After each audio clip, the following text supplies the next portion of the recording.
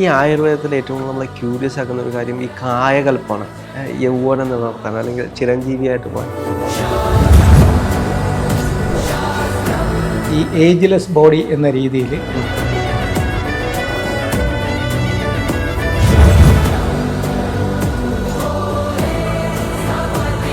ചില തലങ്ങളിലേക്ക് നമുക്ക് ഉയരാൻ പറ്റും. ആ തലത്തിൽ എത്തുന്നതാണ് കായകൽപ്പ ചികിത്സ.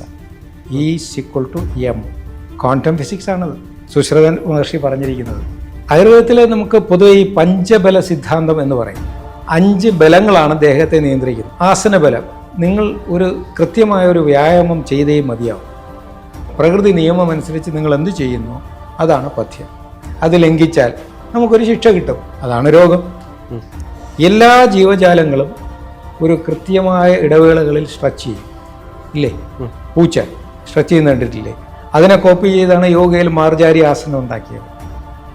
കടുവ സ്ട്രെച്ച് ചെയ്യും, വ്യാഘ്രാസനം. ഈഗിള് സ്ട്രെച്ച് ചെയ്യും, ഗരുഡാസനം. എന്നാൽ മനുഷ്യാസനം ഏതാ? ഇതാണ് പഞ്ചബലം.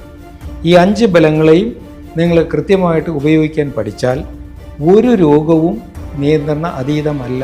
എന്ന് എങ്ങനെ പ്രാണായാമം ചെയ്യണം, എങ്ങനെ ധ്യാനിക്കണം, ഇത് ആയുർവേദ ചികിത്സയുടെ ഒരു ഭാഗം തന്നെയാണോ? ഇതാണ് ആയുർവേദ ചികിത്സ. ഇപ്പം വലിയ വലിയ രോഗങ്ങളിലേക്ക് പോകണം, ഇപ്പോൾ ക്യാൻസർ അല്ലെങ്കിൽ ട്യൂമർ, അത്തരത്തിലുള്ള മാരകമായിട്ടുള്ള ഈ ഓട്ടോ ഇമ്മ്യൂൺ ഡിസീസസ് തന്നെയാണ് ആ കാറ്റഗറി. ഇൻക്യൂറബിൾ ഡിസീസ് എന്ന് പറയും. പിന്നെ അതിന് പൊതുവെ ഡോക്ടർമാരുടെ ഭാഷയിൽ ഇഡിയോപ്പതിക് എന്നും കൂടെ പറയും. കാരണം നമ്മൾ പലപ്പോഴും അതിനെ കാണുന്നത് ഇഡിയറ്റ്സിനെ പോലെയാണ്. Because we don't know the cause of that disease. യഥാർത്ഥത്തിൽ ഈ രോഗബോധം നമ്മുടെ മനസ്സിലാണ്. ഇതുകൊണ്ടാണ് ഇപ്പം മോഡേൺ വേൾഡ് ക്വാണ്ടം ഹീലിംഗ് എന്ന രീതിയിലേക്ക് ഒരു ചികിത്സാ സംവിധാനത്തെ വളർത്തിക്കൊണ്ടുവരുന്നത്. കാരണം മനസ്സിൽ കിടക്കുന്ന ഓർമ്മകൾ മാറ്റാത്തിടത്തോളം കാലം ശരീരത്തിൽ നിലനിൽക്കുന്ന രോഗം മാറില്ല. അതുകൊണ്ടാണ് പഴയ കാലത്ത് മനത്രാണനം മന്ത്രം, മനസ്സിൽ നിന്ന് രോഗത്തെ ഉച്ചാടനം ചെയ്യുക, അതിനുശേഷം അതിനോടൊപ്പം ഔഷധ സേവയും കൂടെ ചെയ്യുക. മരുന്നും മന്ത്രവും കൃത്യമായിട്ട് മനസ്സിനെയും ശരീരത്തിനെയും വേണ്ട വിധം ചികിത്സിച്ചാൽ ഒരു രോഗവും നിയന്ത്രണ അതീതമല്ല. ഇവിടുത്തെ ഈ ചികിത്സാ രീതികൾ എങ്ങനെയാണ്, ആയുർവേദിക് ചികിത്സാ രീതികൾ? ആയുർവേദത്തിൽ നമുക്ക് പൊതുവെ ഈ പഞ്ചബല സിദ്ധാന്തം എന്ന് പറയും. വളരെ സിമ്പിളാണത്. ഇവിടെ കേട്ടാൽ വലിയ വാക്കാണ്. 5 ബലങ്ങളാണ് ദേഹത്തെ നിയന്ത്രിക്കുന്നത്. അത് അന്നബലം, നിങ്ങൾ എന്താണോ കഴിക്കുന്നത് അതാണ് നിങ്ങൾ. You are what you eat. ആസനബലം, നിങ്ങൾ ഒരു കൃത്യമായ ഒരു വ്യായാമം ചെയ്തേ മതിയാവും. ദെൻ പ്രാണബലം, നിങ്ങൾ എത്ര പ്രാവശ്യം ശ്വസിക്കുമെന്ന് എത്ര പേർക്കറിയാം? ഒരു ദിവസത്തിൽ നമ്മൾ എത്ര പ്രാവശ്യം ശ്വസിക്കും, അത് എത്ര ഡീപ്പാണ്, ഹാർമോണിയസ് ആണെന്ന് പോലും ആൾക്കാർക്ക് അറിയില്ല. പിന്നെ മനോബലം, നമ്മുടെ മനസ്സ് എവിടെയാണ് നിൽക്കുന്നത്, നിർത്തേണ്ടത് അറിയില്ല. പിന്നീടുള്ളത് ഔഷധബലം. ഈ 4 ബലങ്ങളെയും നമ്മൾ പഥ്യം എന്ന് പറയും. എന്നാൽ പതിതമാകേണ്ടത് പഥ്യം, ഡിസിപ്ലിൻഡ് ആകേണ്ടതാണ് പഥ്യം. എനിക്കൊന്നു ഈ പദ്യം ഉള്ളത് കൊണ്ടാണ് പലപ്പോഴും ആളുകൾ ആയുർവേദത്തിലേക്ക് പോകാൻ മടിക്കുന്നത്. ഇറച്ചി മീനൊന്നും കഴിക്കാൻ പറ്റത്തില്ല, ഇപ്പം വെജിറ്റേറിയൻ ആവണം, അപ്പം പദ്യം നോക്കണം, അതുകൊണ്ടൊക്കെ മടിക്കുന്ന കുറേ ആളുകളുണ്ട്. അത് നിയമലംഘനമാണ്. പ്രകൃതിക്കൊരു നിയമമുണ്ട്. നമ്മുടെ ഈ പല്ലിൻ്റെ ഷേപ്പ് ഉണ്ട്. ഇത് ആട്, പശു, ആന മുതലായ ജീവികളുടെ അതേ പാറ്റേണാണ്. ഈ കീഴ് ഇതന്നെ ലോവർ ജാ അനങ്ങുന്ന എത്ര മൃഗങ്ങളുണ്ട്? ചവച്ചരച്ച് കഴിക്കാൻ വിധിക്കപ്പെട്ട മൃഗങ്ങൾക്ക് ഈ കീഴ്ത്താടി ഇങ്ങനെ അനങ്ങും. നമ്മളും അതിൽപ്പെട്ടതാണ്.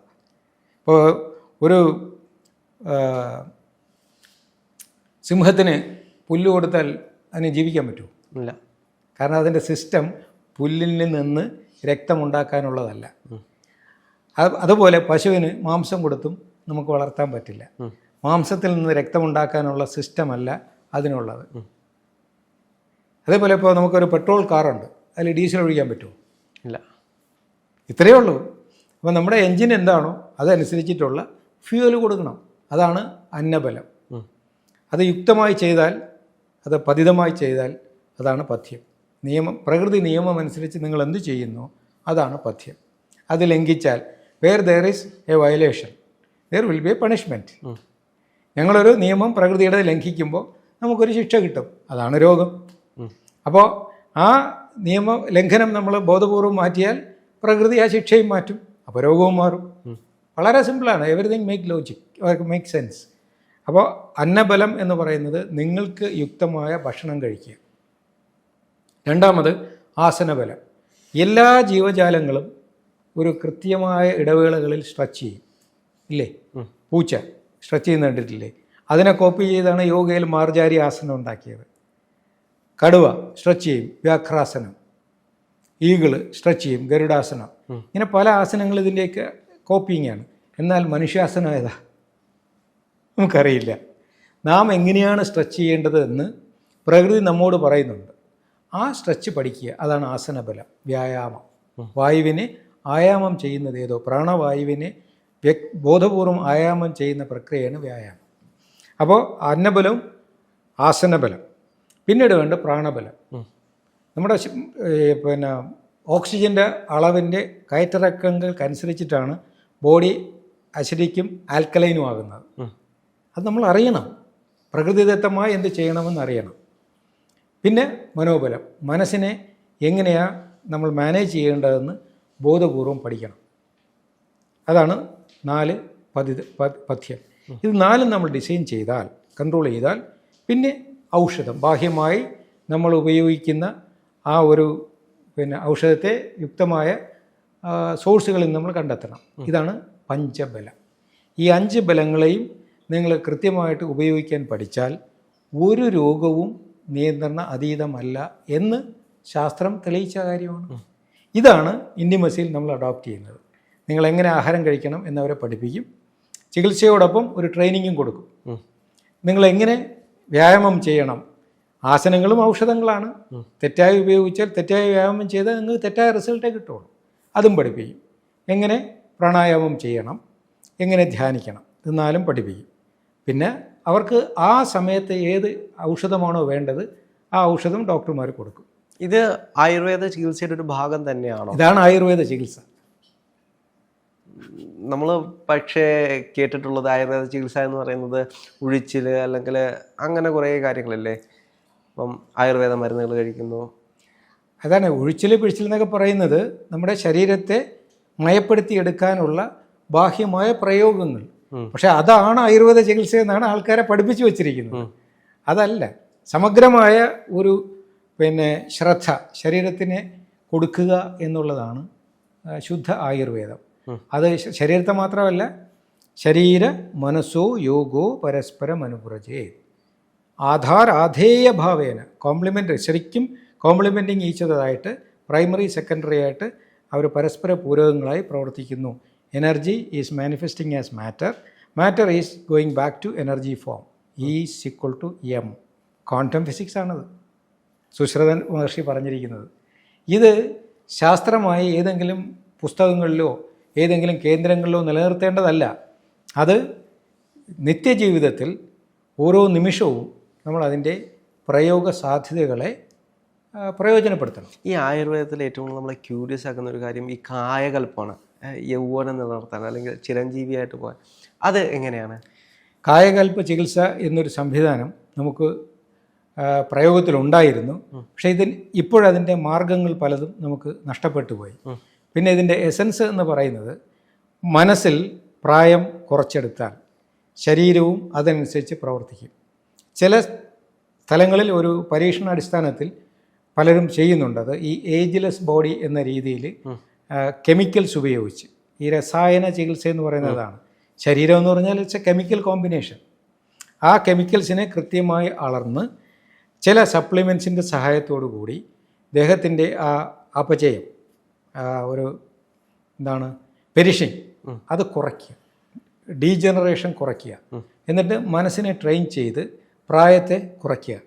അങ്ങനെ വരുമ്പോൾ നമുക്ക് ശ്വാസഗതിയെ കൂടെ സ്ലോ ഡൗൺ ചെയ്യണം. ഇപ്പോൾ ആമ ഒരു മിനിറ്റിൽ 4 മുതൽ 5 പ്രാവശ്യമേ ശ്വസിക്കൂ. അതിൻ്റെ ലൈഫ് സ്പാൻ എത്രയാണ്?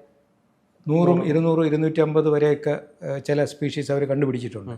അപ്പോൾ ഈ കുറച്ച് ശ്വസിക്കുമ്പോൾ ലൈഫ് സ്പാൻ കൂടുന്നതായിട്ട് കണ്ടിട്ടുണ്ട്. ഇപ്പോൾ നമ്മുടെ വീട്ടിൽ വളർത്തുന്ന പട്ടി, ഈ പട്ടിയുടെ ആയുസ് എന്ന് പറയുന്നത് പരമാവധി 16-20 വർഷമാണ്. ഇവർ 24 മുതൽ 26 പ്രാവശ്യം ശ്വസിക്കും ഒരു മിനിറ്റിൽ. മനുഷ്യർ 13-14 പ്രാവശ്യമാണ് ശ്വസിക്കുന്നത്. അപ്പോൾ ഈ ലൈഫ് സ്പാൻ കൂട്ടണമെങ്കിൽ ഈ ശ്വാസത്തിൻ്റെ എണ്ണം കുറച്ചുകൊണ്ട് വന്നാൽ മതി. പ്രാണായാമമൊക്കെ ചെയ്യുമ്പോൾ നമ്മൾ കൂടുതൽ ശ്വാസം എടുക്കുകയല്ലേ ചെയ്യുന്നത്? അത് ഒരു വ്യായാമ പ്രക്രിയയായിട്ട് ചെയ്യുന്നതാണ്. ധ്യാനത്തിൽ നിശ്ചല തത്വേ ജീവൻ മുക്തി എന്നാണ്. മനസ്സിനെ നിശ്ചലമാക്കണമെങ്കിൽ പ്രാണനെ നിശ്ചലമാക്കണം. അങ്ങനെ ആകുമ്പോൾ ഫാസ്റ്റായിട്ട് ബ്രീത്ത് ചെയ്താൽ എങ്ങനെയാണ് മനസ്സ് നിശ്ചലമാകുന്നത്? ആയാമം എന്ന് പറഞ്ഞാൽ കംഫർട്ടബിൾ എക്സ്റ്റൻഷൻ എന്നാണ്, ദീർഘിപ്പിക്കുക എന്നാണ്. അപ്പോൾ ഒരു മിനിറ്റിൽ ഞാൻ 13 പ്രാവശ്യം ശ്വസിക്കുന്നത് ബോധപൂർവം 1 മിനിറ്റിൽ 1 പ്രാവശ്യമാക്കും. അതിപ്പോൾ എളുപ്പത്തിൽ ആർക്കും പറ്റും. അതും ഒരു ചികിത്സയാണ്. പക്ഷേ ആ തലം വരെയൊക്കെ ഒരു മരുന്നായിട്ട് ഉപയോഗിക്കാം. പക്ഷേ അതിനപ്പുറത്തേക്ക് പിന്നെ സാധനാ തലത്തിലേക്ക്, ആത്മീയ തലത്തിലേക്ക് മാറാം. ഈ 1 മിനിറ്റിൽ 1 പ്രാവശ്യം എന്നുള്ളത് കുറച്ച് കഴിയുമ്പോൾ 2 മിനിറ്റിൽ 1 പ്രാവശ്യം ശ്വസിക്കുന്ന ഒരവസ്ഥയാവും. പിന്നെ 3 മിനിറ്റിൽ 1 പ്രാവശ്യം ശ്വസിക്കും. 3 മിനിറ്റിൽ കൂടുതലൊക്കെ ശ്വാസത്തെ പിടിച്ചു നിർത്താൻ കഴിഞ്ഞാൽ അവൻ്റെ ശരിക്കും he will come to know what the spirit is. കാരണം 2.5 മിനിറ്റ് ശ്വാസം കിട്ടിയില്ലെങ്കിൽ, ഓക്സിജൻ കിട്ടിയില്ലെങ്കിൽ ബ്രെയിൻ ഡെത്ത് സംഭവിക്കും.